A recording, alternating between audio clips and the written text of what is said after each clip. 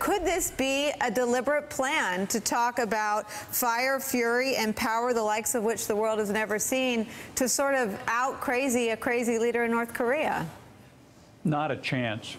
This is just impulsive, ill-thought-out action that is unlikely to do anything but move us more toward a confrontation. This was not written by the National Security Council, H.R. McMaster. This is right off the top of his head in his hotel. That is General Barry McCaffrey yesterday with Nicole, and just moments ago, Secretary of State Rex Tillerson landed in Guam on a scheduled refueling stop on the way back home. And despite some hot rhetoric from North Korea in response to President Trump, Secretary Tillerson said there is, quote, no imminent threat, and he told reporters this. I think Americans should sleep well at night. I have no concerns about this particular rhetoric of the last few days. I think the president, again, as commander-in-chief, I think he felt it necessary to issue a very strong statement directly to North Korea. But I think what the president was just reaffirming is the United States has the capability to fully defend itself from any attack and defend our allies, and we will do so. And so the American people should sleep well at night. Secretary Tillerson talking about the now specific threat against Guam from North Korea. Joining us now, ranking member of the Senate Foreign Relations Committee, Senator Ben Cardin of Maryland, and in Washington, former Secretary of Defense William Cohen. Gentlemen, welcome. We've got a lot of questions for you, starting with Joe. Hey, Mr. Secretary, let's begin with you. You have obviously been immersed in this issue for quite some time. Barack Obama had told Donald Trump during the transition that North Korea was going to be one of his biggest problems, but this is a problem you were dealing with back in the 90s. Tell us what's happened and what we can expect moving forward. Well, the North Koreans have simply accelerated their development and their goal to develop a nuclear capability, and one that can threaten the United States. But they are not suicidal, and this is the message that the president has sent, or should send in a way that doesn't sound, and I have to hyphenate the word, bombastic. That kind of language is not going to intimidate the North Koreans.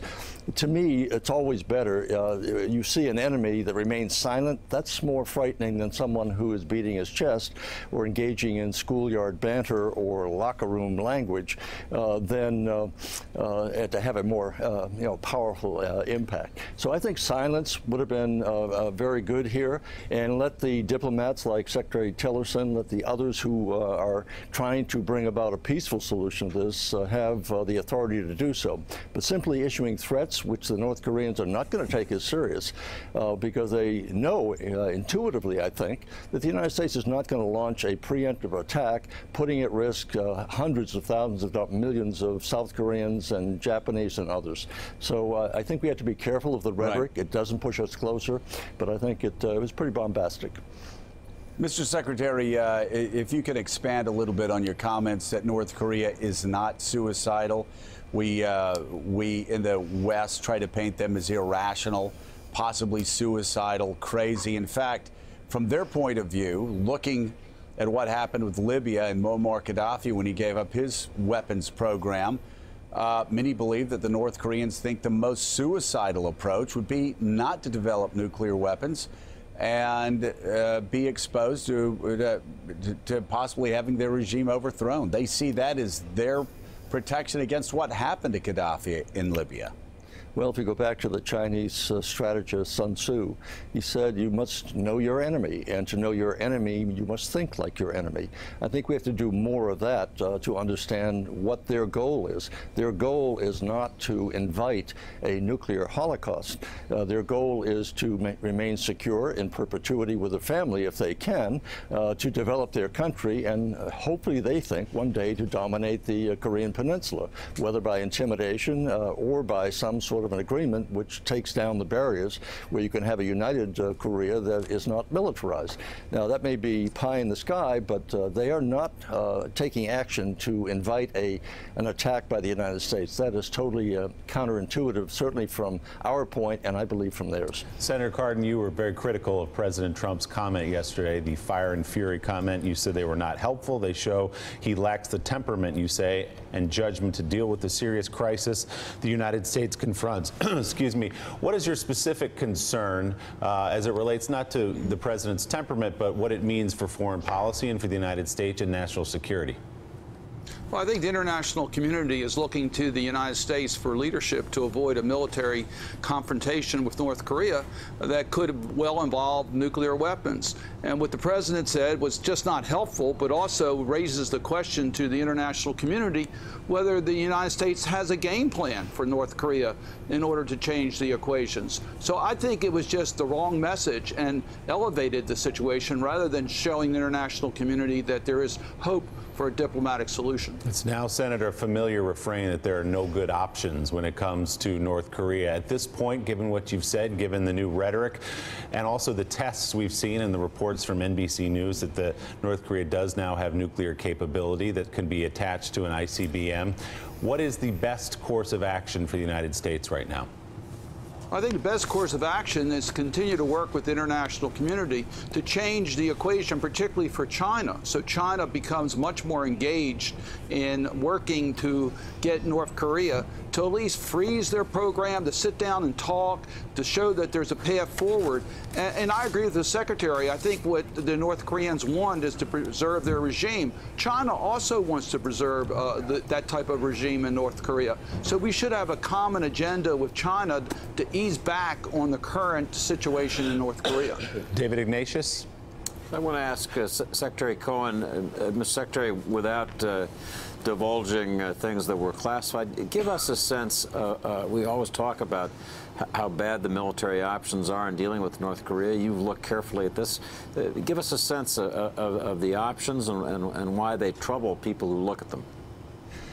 Well, as we know, that the North Koreans have as many as 20,000 artillery capability about 40 miles, 45 miles from downtown Seoul. They could rain Seoul with these missiles and destroy it in a matter of a few hours or days if necessary. They also have nuclear weapons which are buried deep in their territory, hard to detect, hard to get at. So the notion that we would launch a preemptive attack thinking that we could wipe them out before they could strike, I think is foolhardy. And that is one of the reasons why the military commanders have never, in my judgment, ever advocated that we take a preemptive military strike against the North Koreans. If we're trying to send a signal to the Chinese and to others, what we ought to do is call the South Korean President, Moon, and say, put the THAAD missile system back on track. You suspended it. Put it back on track. That gives you some defensive capability. Go to the Japanese and say, perhaps it's time for you to have the THAAD system there as well. Start doing those things in conjunction with the sanctions that have just been voted upon and start squeezing the North Koreans and saying, it's going to get tougher for you. We're going to make it very hard for you to be able to continue this testing and having the resources to do it. And then maybe they'll be in a mood at that point with the help of the Chinese and the Russians say, let's get back to the table so we can solve this, because the United States should be determined to squeeze like a python the North Koreans and saying, we're going to continue this on a non-military basis, but make it very painful for you to continue in the way you're doing. I think the notion that the military is now accelerating their planning for a military attack, we've always had plans for what if we have to go first, what if we have to respond. So that's not something new, and I think Secretary Tillerson's comments are just the right ones. Let's take a deep breath. Let's rest easy at night. We have a capability of deterrence and destructive capability second to none. We don't have to worry to the point where we become hysterical of what the next move is by them or what we're going to say in response to what they're doing. Senator Cardin, Andrea Mitchell's initial reporting earlier this morning indicates that Defense, the NSC, as well as the Chief of Staff had very little input, if any, into the President's statement issued yesterday.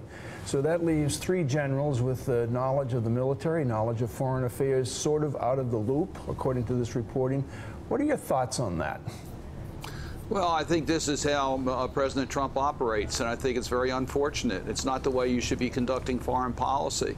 As Secretary Cohen said, there's not really a good military option here. The best option is to continue a process in which we isolate North Korea and change the equations, particularly for China and Russia, to help us to avoid this type of a military confrontation.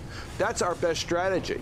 And what the president is doing by making his own unilateral decisions that indicate that we're ready to start a military confrontation, that's just moving in the wrong direction to get the type of international response we need to get North Korea to freeze their program and sit down and negotiate a peaceful end to this nuclear confrontation. Senator Ben Cardin, ranking member of Foreign Relations, and former Defense Secretary William Cohen. Great to have both your perspectives this morning. Thanks so much. Still ahead, President Trump is no fan of what he calls fake news, which is often reporting about his struggles in the White House. But a new report says he gets some good news as well, a so-called propaganda document of glowing stories. We'll dig into that when we come right back. Thanks for checking out MSNBC on YouTube, and make sure you subscribe to stay up to date on the day's biggest stories. And you can click on any of the videos around us to watch more from Morning Joe and MSNBC. Thanks so much for watching.